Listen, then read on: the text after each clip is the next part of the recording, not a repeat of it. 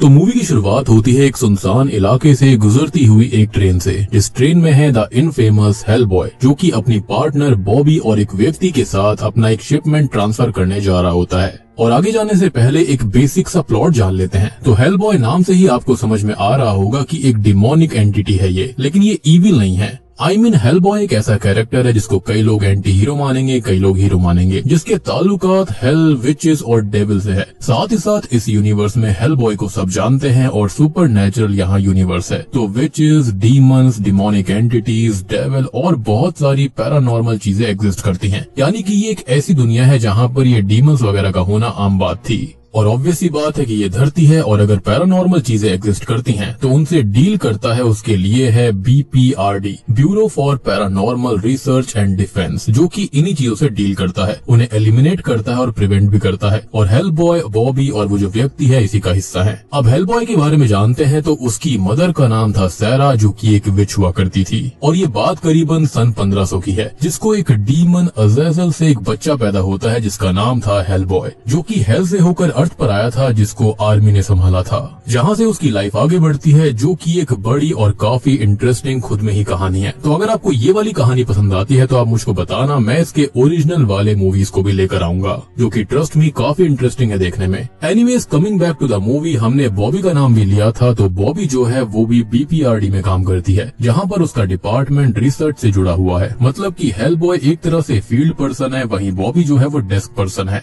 खैर, अब ये लोग माउंटेन एरिया से गुजर रहे होते हैं कि तभी हेलबॉय को कोई अजीब सी बग जैसी खरखराहट से भरी किसी मॉन्स्टर जैसी चीज की आवाज आती है, जिसे वो फिलहाल नजरअंदाज कर देता है। तभी वो बॉबी से बात करता है, लेकिन अचानक से जो कार्गो बॉक्स था उसको तोड़कर स्पाइडर के पैर बाहर आते हैं और अब उसे पूरा ही तोड़कर एक बहुत बड़ी स्पाइडर बाहर आ जाती है। और यही स्पाइडर एक डिमोनिक स्पाइडर है, जिसे हेडक्वार्टर्स ले जाया जा रहा था, लेकिन पहले ही वो अपने असली रूप में आ गई। अब वो उन पर हमला करके उस आदमी का सर फाड़ देती है और बॉबी के ऊपर हमला करती है, लेकिन बॉबी को बचाने के लिए हेलबॉय बीच में आ जाता है, जो कि खुद काफी हैवी एंटिटी है। ऊपर से स्पाइडर भी काफी बड़ी थी, तो ट्रेन का जो वो कोच होता है वो अलग होकर पटरी से सरक कर नीचे जंगलों में चला जाता है। अब यहाँ पर हेलबॉय उस स्पाइडर को पकड़ने की कोशिश कर रहा था, वो उससे लड़ रहा था, लेकिन इवेंचुअली वो स्पाइडर अपना साइज छोटा करके एक वेंट के जरिए होकर भाग जाती है। हेलबॉय ये कहता है कि जंगलों के अंदर वेंट कहाँ से आ गया, जिस पर बॉबी कहती है कि ये एक कोल माइनिंग कंट्री है और इन हिल्स के दरमियान कोल माइंस और रिसर्च लैब रही थी और इस जगह का नाम है एपलाचियन माउंटेन्स। बॉबी आगे बताती है कि सब सही था, स्पाइडर शांत थी, लेकिन अचानक से क्या हुआ, जिस पर हेलबॉय कहता है कि इन हिल्स में, ट्रीज में, यहाँ की धूल तक में कुछ बहुत ही बड़ी गड़बड़ है, यानी कि हॉन्टेड और ईविल है, जो कि यहाँ पर सब जगह दफन हो रखी है और वो ईविल ही ईविल को पुकार रहा है, इसलिए स्पाइडर जाग गई। और हेलबॉय का ताल्लुक भी ईविल से ही है, तो उसने भी वो आवाज सुनी थी जो कि उसे भी पुकार रही थी, यानी कि जो शुरुआत में उसे आवाज सुनाई दी थी जिसने उसे इग्नोर कर दिया था।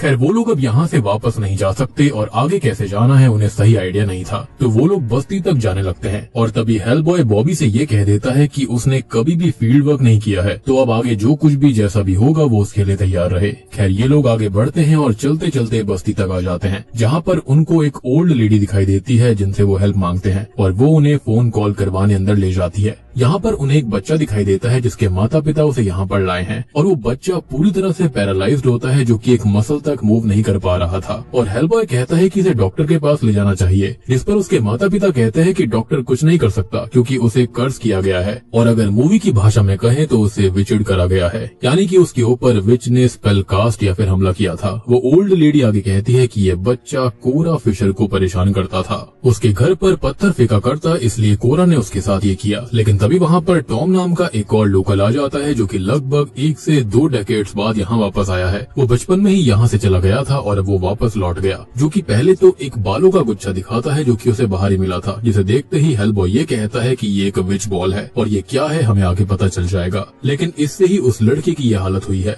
अब तभी टॉम बोलता है कि ये काम कोरा का नहीं हो सकता, क्योंकि वो उसे बचपन से जानता है और एक समय था जब वो विच नहीं हुआ करती थी। आगे टॉम कहता है कि उस बच्चे के कपड़े निकाल कर उन्हें बॉयल कर दिया जाए और अगर ये स्पेल कोरा ने कास्ट किया होगा तो वो इसे बस्ट करवा देगा। अब वो अपनी माँ से मिलने जाने लगता है तो वो ओल्ड लेडी बताती है कि उन्हें गुजरे हुए बहुत समय हो चुका है और जब से उसकी माँ गुजरी है तब से उसके पिता भी नहीं दिखाई दिए, जिस पर वो कहता है कि वो शराब पी पी कर खत्म हो गए होंगे। खैर वो आगे जाने लगता है लेकिन बॉबी उससे कहती है कि वो कोरा के पास जा रहा है और इसमें उसकी एक्सपर्टीज है तो शी इज इन मीन्स वो भी साथ चलना चाहती है। लेकिन हेलबॉय इस चीज के लिए एग्री नहीं होता और वो ये कहता है कि बॉबी उसके साथ हेडक्वार्टर्स जाएगी क्योंकि उसको फील्ड वर्क का एक्सपीरियंस नहीं है। लेकिन हेलबॉय ने जब ये कहा था कि इस जगह पर ईविल है, कुछ तो गड़बड़ है, उसके चलते बॉबी के अंदर एक क्यूरियोसिटी जाग गई थी, जिसके चलते वो कहती है कि उसे रियल लाइफ चीजें एक्सपीरियंस करनी है और हर चीज उसे किताबी नहीं करनी। और अब उसकी जिद के आगे हेलबॉय पिघल जाता है और एग्री करता है। खैर ये लोग टॉम के साथ कोरा के घर जाने लगते हैं कि तभी हम किसी ओल्ड लेडी को देखते हैं जो कि थोड़ी अजीब सा बर्ताव कर रही होती है कि तभी उसके पास एक ईविल फोर्स आती है जिसे हम तो नहीं देख पाते लेकिन वो ओल्ड लेडी फील भी कर पाती है और कुछ हद तक देख भी पाती है। उस ओल्ड लेडी के पास एक रेवन बर्ड भी है।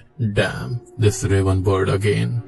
खैर अब ये रेवन बर्ड ये कहती है कि यहाँ एक ईविल है जो कि विच बॉल के बारे में जानना चाहता है। इस पर वो लेडी उसे बताने लगती है कि ये तो बहुत आसान है, उन्हें चाहिए वीजल का खून, चूहे की पूंछ, काली बिल्ली का गट और ब्लैडर, अंडे, बच्चों के नाखून, मेंढक की टांगे, चमगादड़ का दिमाग। इन सबको पॉट में बॉईल करके बॉल बनाने वाले के बॉडी के दोनों तरह के बाल चाहिए होंगे, जैसे कि सर के और प्यूबिक हेयर यानी कि प्राइवेट पार्ट वाले बाल, जिनमें उस पूरी सामग्री को रखकर अच्छे से लपेट देना है और उनके विच बॉल तैयार। खैर तभी हम टॉम, हेलबॉय और बॉबी को देखते हैं जो कि कोरा के घर तक पहुंच गए थे और रास्ते में टॉम हेलबॉय से बात करता है कि वो चर्च में मिला था जहां पर डेविल नहीं जा सकता, जिस पर वो कहता है कि वो डेविल है भी नहीं। तो इस पर टॉम बोलता है कि वो डेविल से मिल चुका है, वो हेलबॉय से पूरा अलग दिखता है। खैर ये लोग कोरा का घर देखने लगते हैं जहाँ पर विचेस से रिलेटेड पूरा सामान उनको मिल जाता है, साथ ही साथ वो विच बॉल्स भी मिल जाती हैं। और ऊपर रूम में जाने पर वो कोरा की स्किन को देखते हैं, मतलब कि जैसे सांप अपनी कैंचली उतार देता है, हम अपने कपड़े अलग उतार कर रख देते हैं, वैसे ही कोरा की स्किन अलग उतरी हुई रखी हुई थी।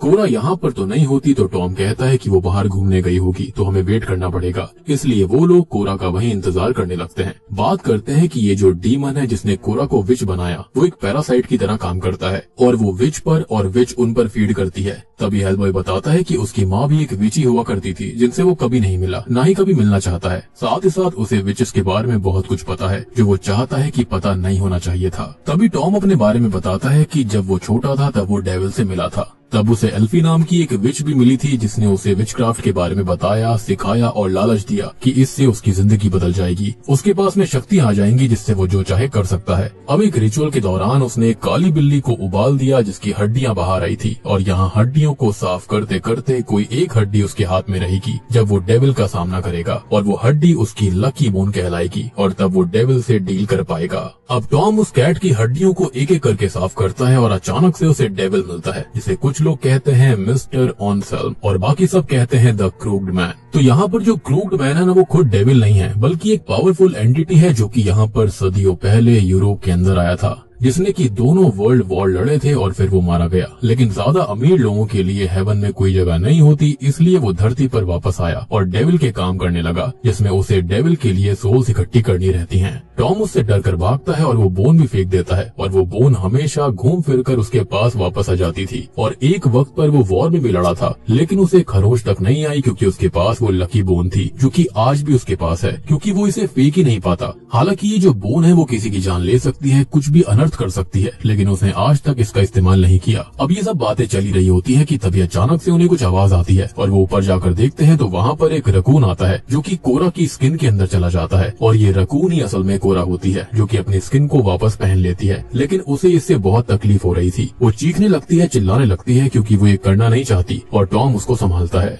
तभी घर के बाहर एल्फी भी आ जाती है जिसे कोरा की सोल चाहिए थी और वो उन सब को पोक करने लगती है। वो टॉम से कहती है कि यहाँ से वो कोरा को नहीं बचा पाएगा और उसके मास्टर को अभी ढेर सारी सोल चाहिए यानी कि क्रूक्ड मैन को। तो आतंक अभी तो और ज्यादा बढ़ने वाला है। साथ ही साथ खुद द क्रूक्ड मैन टॉम का इंतजार कर रहा था तो टॉम तैयार रहे to meet with the evil, जिस पर हेलबॉय उसे ये कहता है कि उसे यहाँ के लोगों तक आने से पहले उससे टकराना होगा, जिस पर वो कहती है कि उसके मास्टर को उससे जरा सा भी डर नहीं लगता।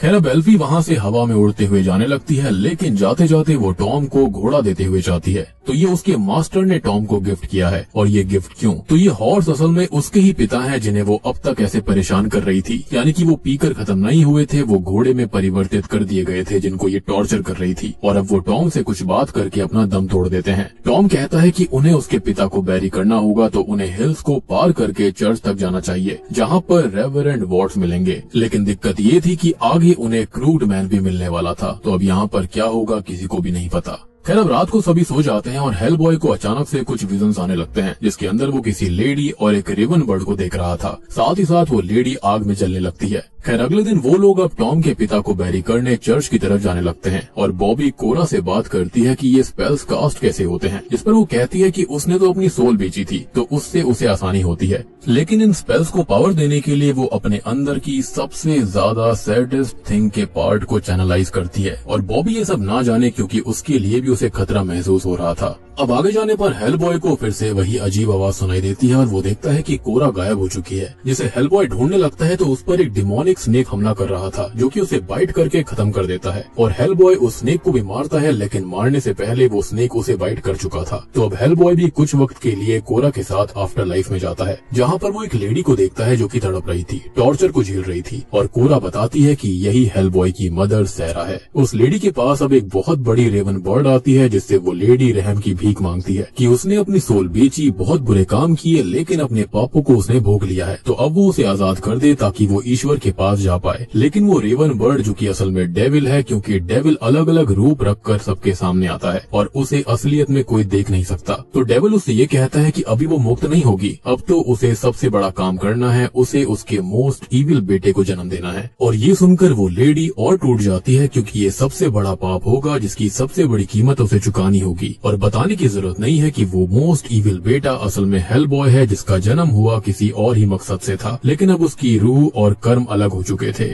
और इसके बाद अब उसकी मदर सैरा फिर से हेल में जलने लग जाती है और यही उसने अपने विजन्स में भी देखा था, यानी कि शायद से डेविल जो था वो अज़ेज़र डीमन के रूप में आया और उसने सैरा के जरिए हेलबॉय को जन्म दिलवाया। खैर हेलबॉय तभी होश में आ जाता है, जिसे बॉबी संभालती है और कहती है कि टॉम ने उस लकी बोन का इस्तेमाल करके उसकी जान बचाई है और टॉम कोरा को नहीं बचा पाया, जो वैनिश हो जाती है। और कहता है कि फाइनली उसने वो बोन इस्तेमाल कर ली है, तो अब वो भी विच बन चुका है। यानी कि जब तक उसने उस बोन का इस्तेमाल नहीं किया था वो विच क्राफ्ट वगैरह में नहीं आया था, लेकिन अब जब उसने उस बोन का इस्तेमाल कर लिया तो वो भी विच क्राफ्ट में आ चुका है। खैर अब ये लोग चर्च आकर रेवरेंड वॉर्ड से मिलते हैं, जो कि काफी ओल्ड और ब्लाइंड है, और वो ये कहते हैं कि यहाँ पर कोरा की सोल पहले ही आ चुकी है, जिनसे उन्हें उन लोगों के बारे में पता चल चुका है। और वो आगे ये भी कहते हैं कि डेविल भले ही कोरा की बॉडी ले चुका है, लेकिन वो उसकी सोल को नहीं ले पाया। और हम कोरा की सोल को देखते हैं, जो कि टॉम को गिल्ट और रिग्रेट में देखकर बहुत दुखी थी, जहाँ पर टॉम कह रहा होता है कि वो अब और गलत मौतों का कारण नहीं बन सकता, तो वो अपनी सोल को फाइनली सरेंडर कर देगा। उसे ऐसा लग रहा था कि उसने जो बचपन में डील करी थी वो पूरी नहीं करी, जिसके चलते ये सब हुआ था। वो सोच रहा था कि शायद इन सब से ये रुक जाए, जिस पर बॉबी कहती है कि तब वो बच्चा था तो ये लीगल बाइंडिंग कैसे हुई, जिस पर वॉट्स और हेलबॉय कहते हैं कि ये बाइंडिंग तो है ही, क्योंकि डेविल के साथ डील करते टाइम जो टर्म्स होती हैं वो खाली डेविल की साइड से ही रहती हैं। अब यहाँ बैरियल होना था, लेकिन उसमें थोड़ा वक्त था, बट उससे पहले ही मौसम बिगड़ जाता है और जल्दी ही रात हो जाती है, जिसके साथ ही वहाँ पर ढेर सारी विचेस आ गई थी, जिन्हें लेकर आई है एल्फी, जो कि टॉम को सताने लगती है। साथ ही साथ पूरा ग्राउंड कांपने लगता है, जिस पर बॉबी पूछती है कि यहाँ पर नीचे कोल माइंस की टनल्स हैं, जिस पर वॉट्स कहते हैं कि उसे बंद हुए पूरे 30 साल हो चुके हैं, क्योंकि वो कोलैप्स कर गई थी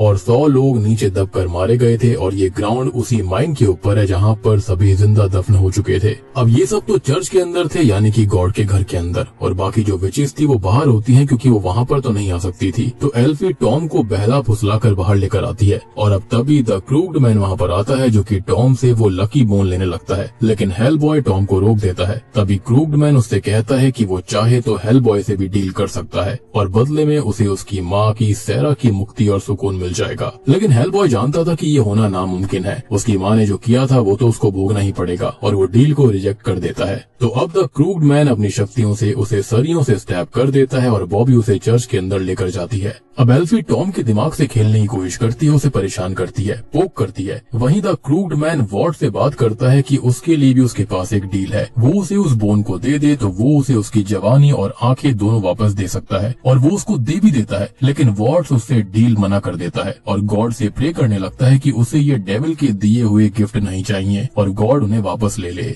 मतलब लिटरली वो उसे उसकी जिंदगी वापस दे रहा था। इतने टेम्पटेशन के बाद भी उसने गॉड से अपना मुंह नहीं फेरा।